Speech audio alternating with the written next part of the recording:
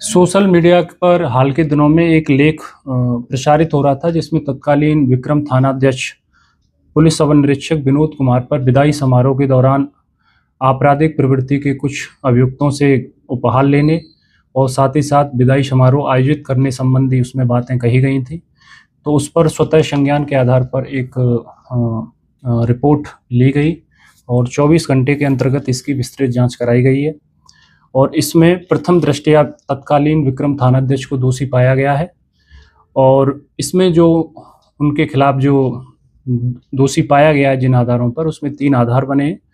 प्रथम आधार ये है, बिहार सरकारी सेवक आचरण नियमावली 1976 की नियमावली 15 के तहत सरकारी सेवक को विदाई समारोह करने की अनुमति नहीं है।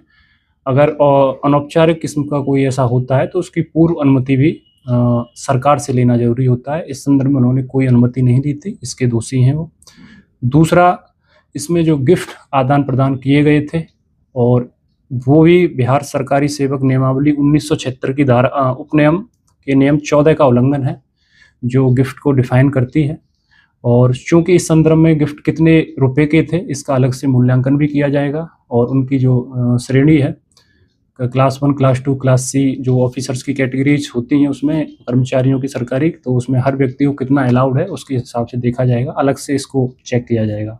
इसके अलावा इन पर जो तीसरा आधार बना है कि वहाँ पर जो थाना पर लोग उपस्थित हुए थे उसमें 3 बड़े अभियुक्त थे और उन पर कई केसेज दर्ज हैं। विशेषकर एक अभियुक्त शराब माफिया है, एक बालू माफिया भी है, एक भू माफिया भी रहा है और उन पर बीएनएसएस की धारा 107 के तहत संपत्ति कुर्की हेतु भी प्रावधान किया गया था, जो माननीय न्यायालय में चल रहा है। वो भी थाने पर उपस्थित था और उनको गिफ्ट देते हुए उसमें फुटेज में दिख रहा है।